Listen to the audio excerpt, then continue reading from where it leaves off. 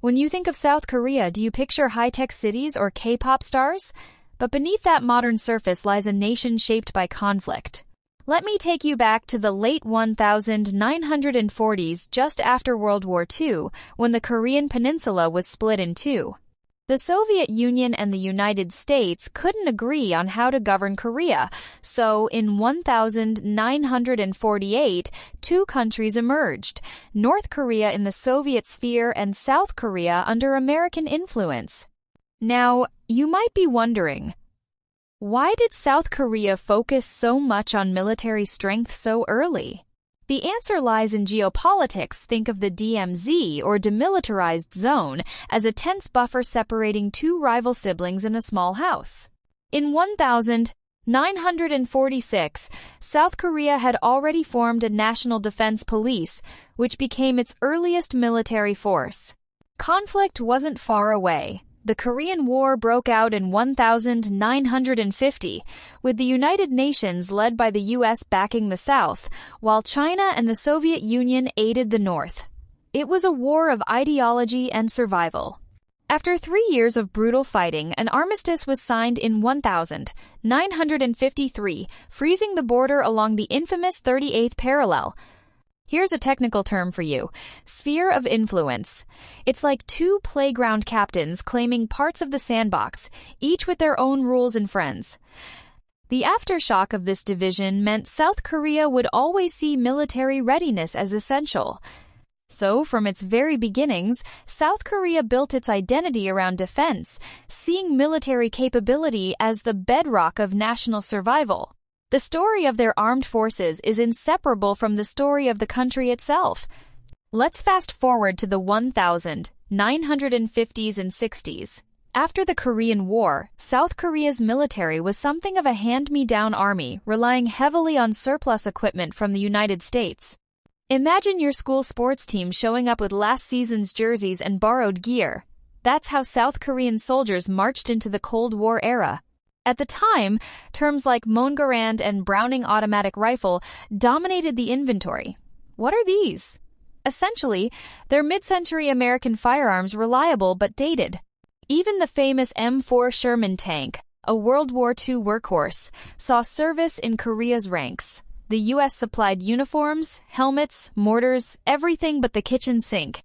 Now, here's a twist. South Korea didn't always fight at home. In 1965, they sent over 300 troops to support U.S. efforts in Vietnam, making them the largest foreign contributor after the U.S. itself.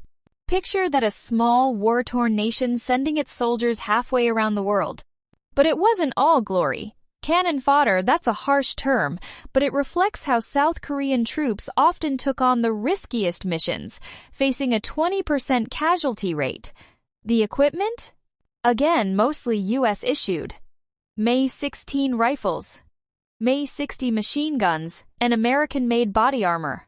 This period taught South Korea a tough lesson.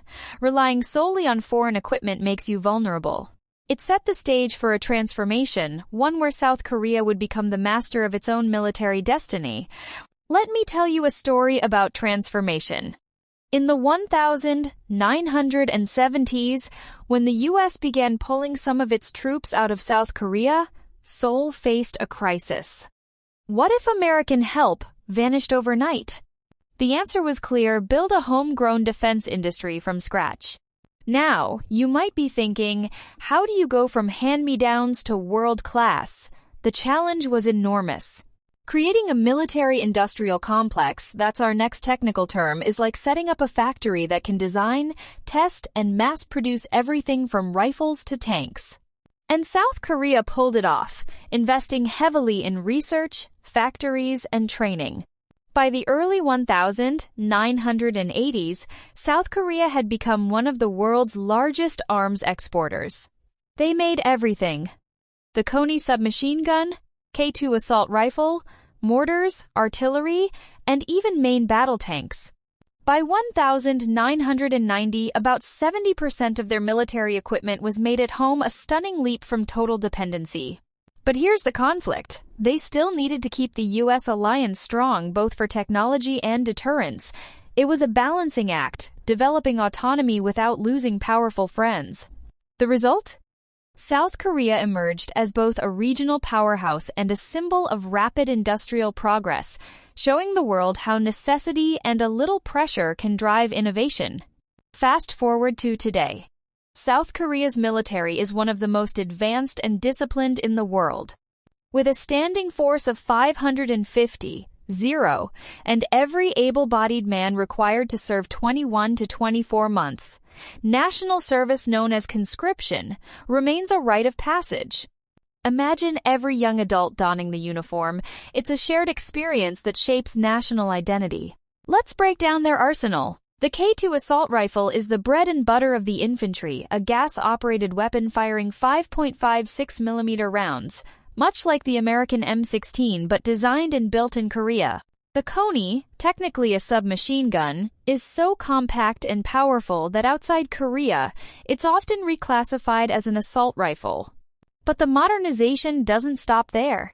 South Korea's military boasts the Kone and K2 main battle tanks, K-21 infantry fighting vehicles, and the K-3 machine gun, a lighter, faster-firing answer to the old M60. These are all products of domestic innovation, not foreign hand-me-downs. Now, you might ask, isn't the North Korean army much bigger? Absolutely. North Korea fields over 1 million soldiers. But South Korea counters that with superior technology, joint training exercises with the U.S., and a powerful logistical backbone. Think of it as brains and brawn working together. And here's the kicker. South Korean troops aren't just defending the DMZ. They've served in Iraq, Afghanistan, and beyond, proving that Korea's military isn't just a shield, but a force for global stability. Their journey from survival to self-reliance is a lesson for any nation facing uncertainty today.